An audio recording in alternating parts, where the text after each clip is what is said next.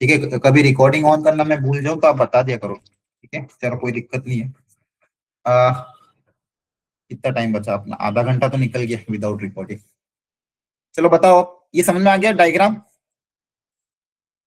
Yes अब sir. ये distance अब लॉजिकली बताओ किसे निकालोगे? एक सेकंड में आया, ट्राई करो।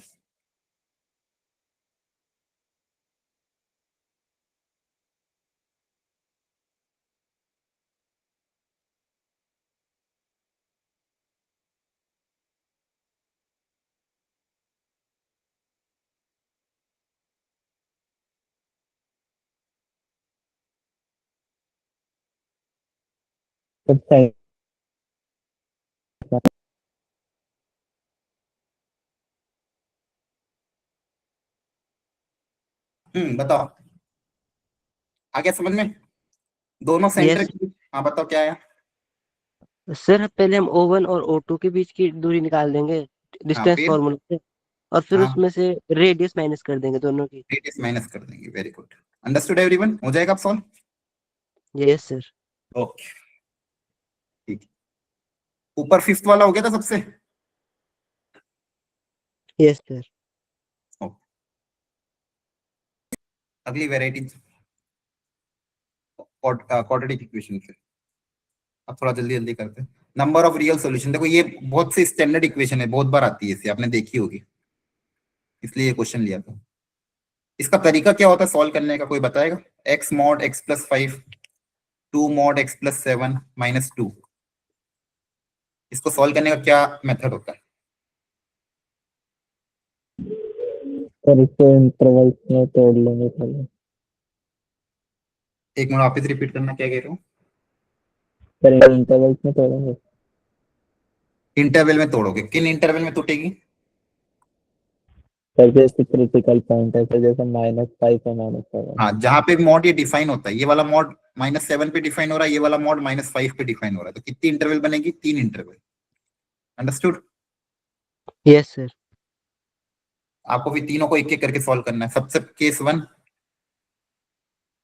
जब x ग्रेटर देन -5, इसको ये इनिशियल कंडीशन, इसमें इसको सॉल्व करके एक फाइनल कंडीशन आएगी, उनका आपस में देखो, केस के अंदर आपस में इंटरसेक्शन होता है, केसेस का आपस में यूनियन होता है, या तो ये होगा या तो ये होगा या तो ये होगा, तो केसेस का आपस में यूनियन, एक सिंगल केस के अंदर आपस में इंटरसेक्शन, ये पता होना चाहिए, ठीक है? तो देखो फटाफट, केस 1,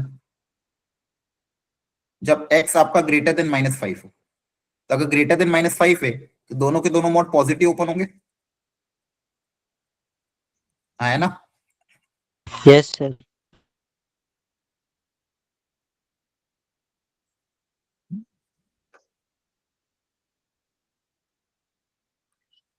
एक सेकेंड है,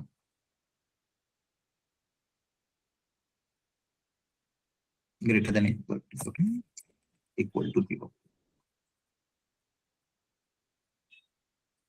इसको सॉल्व करोगे आप, यहां से कंडीशन आएगी, फिर इस कंडीशन का और इस कंडीशन का आपस में क्या लेंगे? इंटरसेक्शन। इसी तरह से अगला केस आएगा, केस 2, जब x -7 और -5 के बीच में होगा, -7 और -5 के जब बीच में होगा तो क्या करोगे? वापस से मॉड ओपन करोगे, फिर से सॉल्व करोगे इनिशियल और फाइनल कंडीशन का इंटरसेक्शन, फिर केस 3 लेस देन -7, फिर से जो आंसर आएगा उन दोनों का आपस में इंटरसेक्शन, और फाइनल आंसर में क्या होगा? तीनों का यूनियन। तीनों का यूनियन, ध्यान रखना, case 1 union case 2 union case 3, तीनों का आपस में यूनियन लोगे, तो देख लेना उसमें कितने रियल सॉल्यूशन आ रहे हैं। अंडरस्टूड? ट्राई जरूर करना एक बार, इसको सॉल्यूशन दिया हुआ है आपको इसमें वर्कशीट में। अगला वाला अल्फा बीटा इसके रूट है, ऐसी क्वाड्रेटिक इसके रूट ये और ये हो, तो बहुत ही स्टैंडर्ड क्वेश्चन है। पावर 4 और पावर 6 को ब्रेक करने का तरीका आता है? बोलो, पावर 4 को सम और प्रोडक्ट के टर्म्स में कैसे ब्रेक करोगे? अल्फा की पावर 4 प्लस बीटा की पावर 4 को क्या लिखोगे? A square plus B square. A square plus B square को कैसे लिखते हैं? ए प्लस बी का whole square -2ab, yes sir. आया ना? वापस से फिर ब्रैकेट में alpha square plus beta square, इसको वापस क्या लिख दोगे? अल्फा प्लस बीटा का होल स्क्वायर -2 अल्फा बीटा। तो सबको सम और प्रोडक्ट के टर्म्स में लिख दिया ताकि आपके पास ये वैल्यू आ जाएगी। एक बार ये वैल्यू आ गई तो एक रूट आपका ये है, तो मान लो ये एक रूट है, ये रूट है मान लो कुछ भी गामा मान लो, तो दूसरा रूट है मान लो डेल्टा। डेल्टा क्या था? अल्फा की पावर 6 प्लस बीटा की पावर 6/10, ठीक है। तो अल्फा की पावर 6 प्लस बीटा की पावर 6, इसको कैसे तोड़ेंगे? अल्फा स्क्वायर का whole cube plus beta square का whole cube, A cube plus B cube का फॉर्मूला लगेगा ए प्लस बी,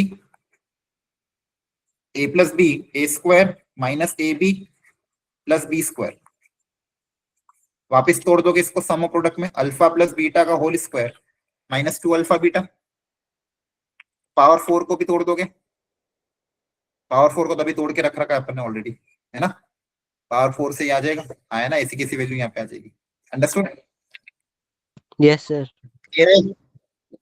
ये आने के बाद इक्वेशन कैसे लिख देंगे? X square minus sum of the root gamma plus delta into x plus product of the root equal to 0। पहले आप इंडिविजुअल वैल्यू निकाल लेना, फिर इक्वेशन बना लेना। क्लियर है? तो डायरेक्ट क्वेश्चन भी आ जाते हैं, बस सिंप्लीफाई कर लेना। फिर एक क्वेश्चन सीक्वेंस सीरीज, एक बाइनोमियल का। All the word of the Nagpur are ये हमने कर रखा है पहले भी। 315 पोजीशन पे कौन सा वर्ड आएगा? आते हैं क्वेश्चन सबको? Yes sir. Yes sir. ठीक है। Term independent of the axis, तो दोनों ही question highly repeated, most repeated questions में है। अब सोचो ये term independent of the X 2001 में भी आता था, 2002 के टाइम से आता है और 2024 में भी आ रहा है। तो कुछ चीजें तो बार बार रिपीट हो ही रही है आपके सामने। डिक्शनरी वाले प्रॉब्लम हो गए, term independent of the x हो गए, ऐसे क्वेश्चन छोड़ने नहीं है आपने, ठीक है। इसके लिए जनरल टर्म लिखोगे। जनरल टर्म क्या जाएगा? 12CR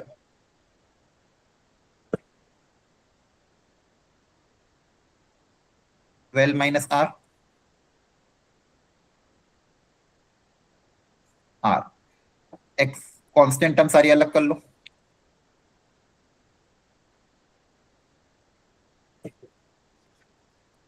ठीक है। जितने भी कांस्टेंट टर्म है सब अलग कर ली, ये सारी कांस्टेंट टर्म। और एक्स वाली टर्म को अलग कर लो। एक्स वाली टर्म में क्या क्या आएगा? यहाँ से आएगा एक्स की पावर आर, यहाँ से आएगा एक्स की पावर 12 - R। तो टोटल आपके इसको कंबाइन कर दोगे तो कितना आ जाएगा? एक्स की पावर R माइनस 12 - R, तो कितना हो जाएगा? 2R - 12। अंडरस्टूड? क्लियर है ना? यस ये तो सर। कर लोगे। जनरल टर्म निकालने के बाद एक्स की टोटल पावर साथ में कलेक्ट कर लेना। अब इंडिपेंडेंट ऑफ एक्स मतलब इसको 0 से इक्वेट करोगे तो यहाँ से आर कितना आ जाएगा? 6। आर की वैल्यू 6 यहाँ रख देना। तो देखो ये आसान होते क्वेश्चन, छोड़ के मत आना। और ये डिक्शनरी वाले प्रॉब्लम, इसमें आपको बहुत ध्यान से कैलकुलेट करना है। एक भी लेटर इधर उधर हो जाएगा तो आंसर गड़बड़। और ऑप्शन में भी दिया होगा, उनको पता है आप कहाँ गलती कर सकते हो। 315 पोजीशन पे कौन सा वर्ड आएगा ये आपको पता होना चाहिए। क्लियर है? Yes sir. यस। अगली वेराइटी एपी की। एपी में 3 वेराइटी, तीनों वेराइटी यहाँ पे गिवन है। कर लो ट्राई एक बार जल्दी से, थोड़ा फास्ट करके आंसर निकालो तीनों का।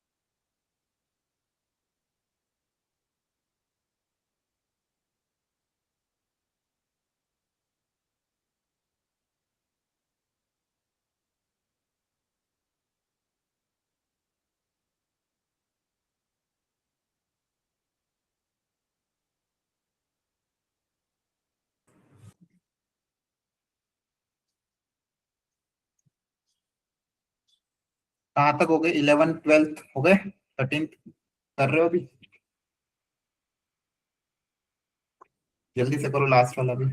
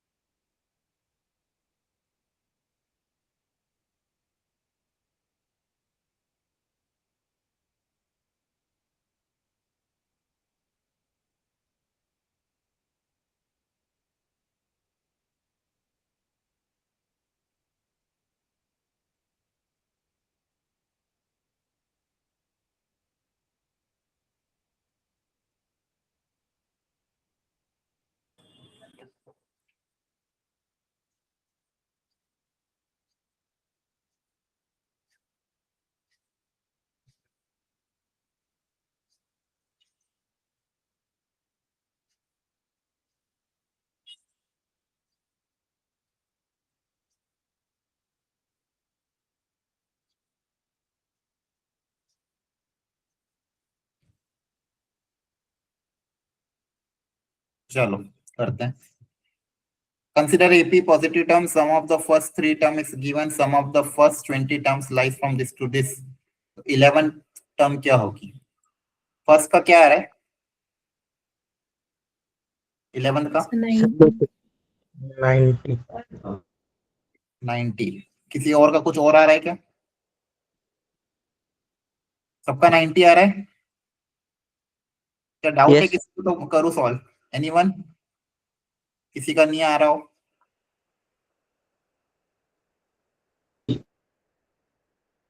क्लियर है सबको? आंसर सबका आ रहा है? yes ठीक है। 12th, 12th का क्या है? सर ये आ रहा है 7 कितना? सी। सबका सी आ रहा है? Yes, sir. Very good. और 13 का? सर ये अलग कर रहे थे अभी ठीक, जल्दी करो। 12th में किसी को डाउट है? चेक करो सी आ रहा है क्या, जिसका अलग आ रहा हो।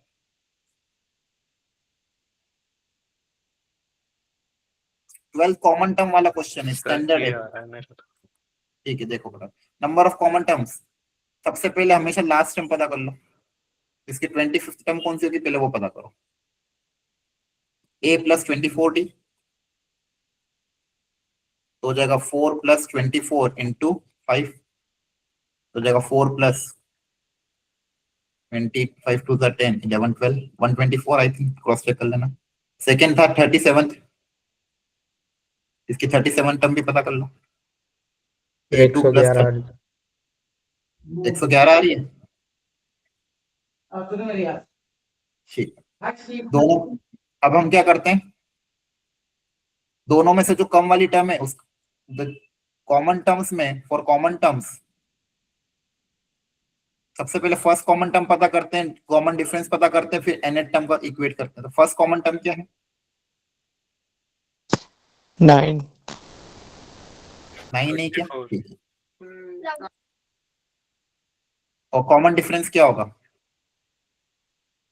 LCM of d1 and d2 15 आ रहा तो 5 और 3 15। और कॉन्सेप्ट क्या लगता है इसके बाद, जो लास्ट कॉमन टर्म होगी वो लेस होगी दोनों की छोटी वाली टर्म से, मतलब 1 1 1 से। Last common term should be less than equal to 1 1 1। यहाँ फॉर्मूला लग जाएगा a plus n minus 1 into d. यही तो करते हैं हर बार।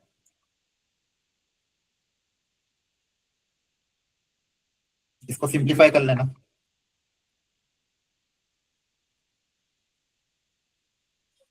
102/15, 102 को 15 से डिवाइड करने पे कितना आ रहा है?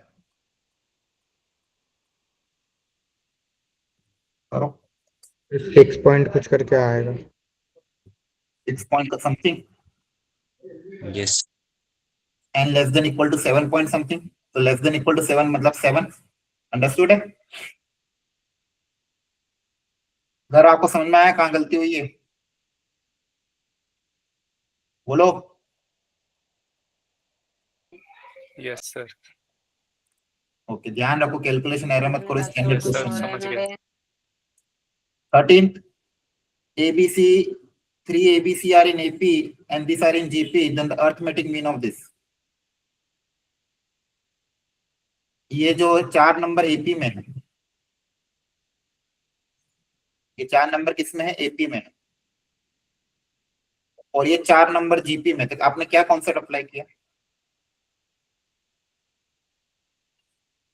और अरिथमेटिक मीन पूछा एबीसी का, बोलो किया कि नहीं? की नहीं?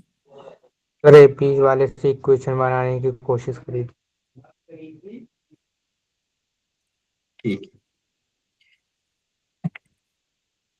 यहाँ से क्या इक्वेशन बनेगी? इनमें क्या रिलेशन आएगा अगर ये 4 नंबर एपी में है? सर कॉमन डिफरेंस के यहाँ अकॉर्डिंगली वो बनेगी रिलेशन। देखो, हाँ ये कर सकते हो। a-3 की वैल्यू c-b के बराबर होगी एवरीवन। यहाँ से एक यस चीज आ जाएगी, a प्लस बी की वैल्यू 3 प्लस सी के बराबर, एक रिलेशन ये आ गया, आया ना। अगला जीपी का चेक करते हैं। जीपी में रेशियो इक्वल होगा, a-1 का 3 के साथ रेशियो और c+9 का b+1 के साथ रेशियो, ये रेशियो आपस में क्या होगा? इक्वल। तो यहां से देखते क्या रिलेशन आ रहा है। a-1 into b+1 equal to 3c+9, ये कितना हो जाएगा? ab plus a minus b minus 1 equal to 3c+27। Calculation एक बार चेक कर लेना।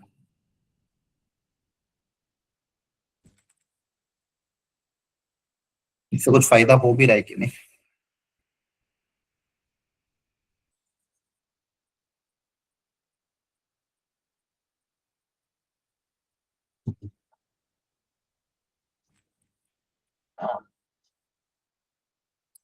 यहाँ से वो क्या कर सकते हो रहा?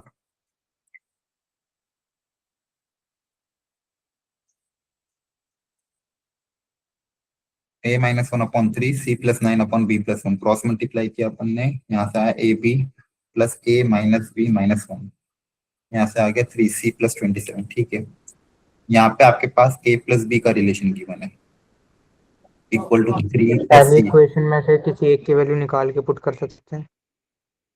चलो करके देख लो। चलो, c की वैल्यू आ जाएगी a+b-3, ये यहाँ रख के देख लेते हैं।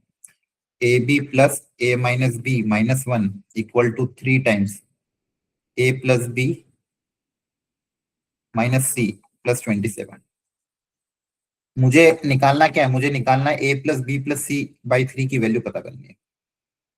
a+b कितना आ रहा है? 3+c ना। बेसिकली अगर c आ जाए तो काम हो जाएगा।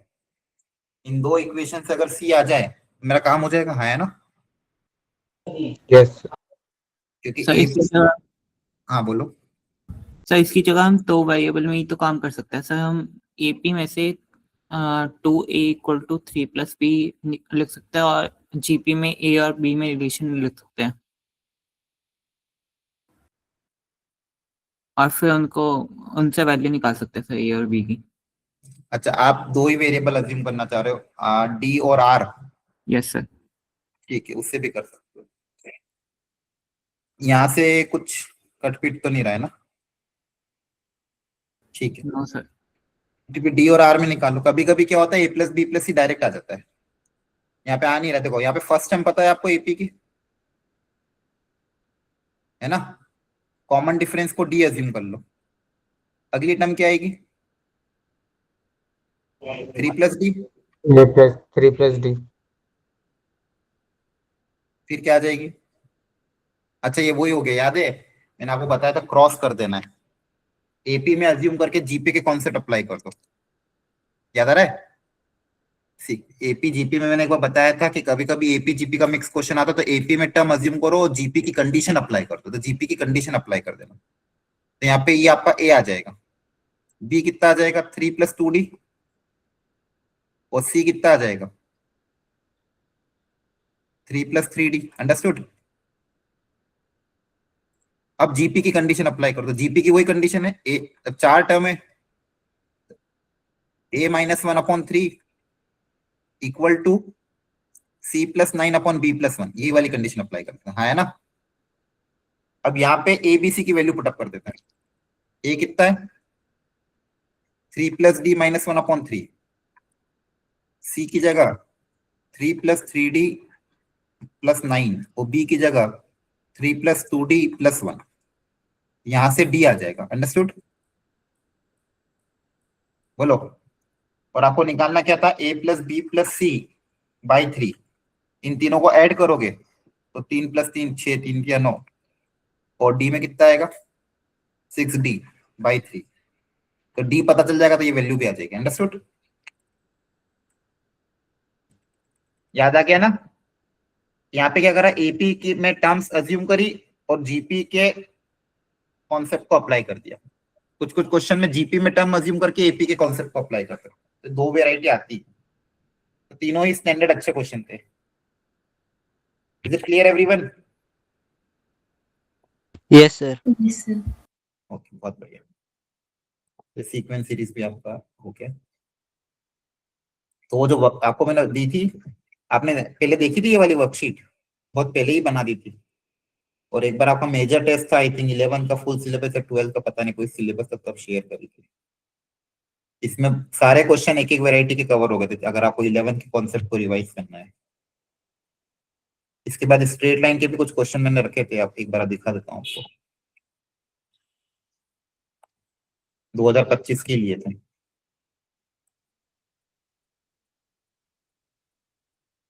एक स्ट्रेट लाइन का, एक सर्कल का।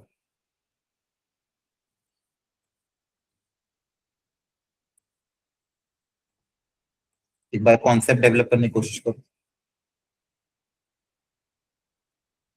पढ़ो क्वेश्चन को ध्यान से, और बस इतना सा पूरी कैलकुलेशन मत करना, बस ये सोचो तरीका क्या होगा सॉल्व करने का।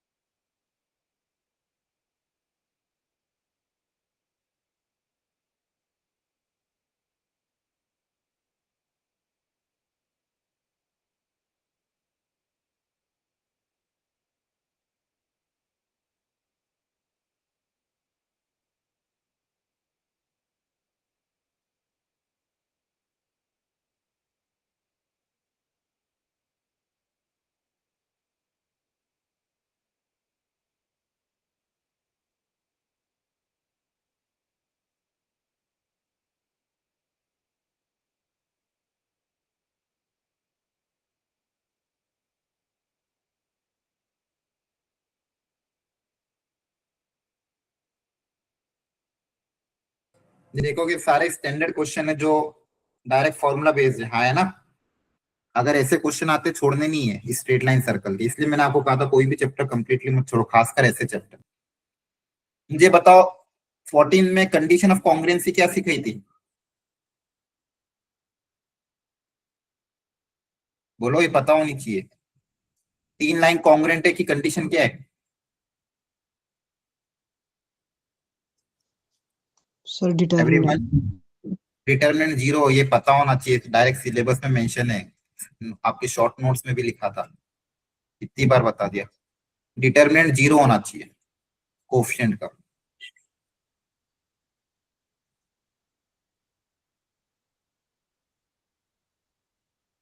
अंडरस्टूड, भूलना मत। अब यहाँ से अल्फा और लेम्डा में कंडीशन आएगी। दूसरा फिर इमेज वाला क्वेश्चन, 3D में भी आता है 2D में भी आता है, सेम तरीके से कर सकते। लाइन की इक्वेशन पता है, बोला है 1,2 की गिव द इमेज। अच्छा इमेज दे रखी है, निकालनी भी नहीं है, तो क्या करोगे? इमेज तो गिवन है, बताओ। मिड पॉइंट से सर पॉइंट निकाल लेंगे जो लाइन पर होगा, और उसको फिर हाँ। सेटिस्फाई करके देखेंगे लैम्डा की वैल्यू के लिए। मिड पॉइंट निकाल लेना, इसमें पुट अप कर देना, तो लेमडा आ जाएगा डायरेक्ट। लेमडा आ जाएगा, लेमडा को यहाँ रखना, म्यू आ जाएगा, अल्फा आ जाएगा। अंडरस्टूड? देखो इसी साल का क्वेश्चन, बस ऐसे क्वेश्चन आ तो जाते हैं, कैलकुलेशन एरर नहीं होना चाहिए। Second, equation of the one of the straight line passing through this and making an angle with this. तो एक लाइन जो कि इस लाइन के साथ ये एंगल बना रही है, तो सबसे पहले उस लाइन का स्लोप मानोगे m। स्लोप क्या मानोगे? m। इसका स्लोप ऑलरेडी आप निकाल सकते हो, इसका स्लोप बताओ, इसको पहले स्टैंडर्ड फॉर्मेट में लिख लो, या फिर डायरेक्टली भी बता सकते हो, 3√2x minus y minus 1 equal to 0। इसका स्लोप कितना होगा? सर 3√2। 0। याद है ना, minus a by b, ax plus b y plus c equal to 0 में स्लोप क्या होता है? Minus a by b. तो m2 पता है, m1 m है, दो लाइंस के बीच में एंगल का फॉर्मूला अप्लाई हो जाएगा, tan theta equal to mod of m1 minus m2 upon 1 plus m1 m2। आया ना? यहां से m की दो वैल्यूज आएगी, स्लोप पता है, पॉइंट पता है, फिर लाइन की इक्वेशन लिख देना, फिर चेक कर लेना जो ऑप्शन मैच कर रहा हो। अगला, सर्कल इन दो पॉइंट से पास कर रहा है, सेंटर यहाँ पे लाई कर रहा है। ये बहुत अच्छा क्वेश्चन था actually. Length of the chord whose midpoint is 1,2। इसका मैं कॉन्सेप्ट सिखा रहा हूँ, सुन लो। आपको दिया हुआ है सर्कल जो है वो दो पॉइंट से पास कर रहा है, दैट इज 4,2,0,2, और सेंटर किसी लाइन पे लाई कर रहा है जिसकी इक्वेशन है 3x plus 2y plus 2 equal to 0। कोई कॉर्ड है जिसका मिड पॉइंट है 1,2,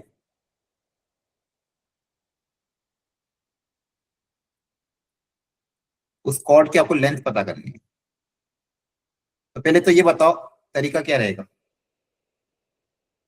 क्या इन तीन क्वेश्चन दोबारा कंडीशन, दिखाना। पहले अब ये बताओ, इन तीन कंडीशन से क्या आप सर्कल की इक्वेशन निकाल सकते हो?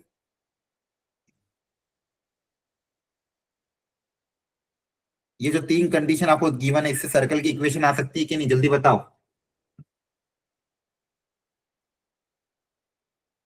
क्या इस सर्कल की इक्वेशन निकाली जा सकती है या नहीं? तो कैसे निकालोगे? डायमीटर की इक्वेशन पता है, सर्कल के ऊपर दो पॉइंट पता है, सर्कल की इक्वेशन कैसे निकालोगे? जल्दी बताओ। सर सबसे पहले हम सेंटर को मान लेंगे। वेरी गुड, सबसे पहले सेंटर को अज्यूम करोगे। लाइन पे पॉइंट कैसे अज्यूम करना सिखाया?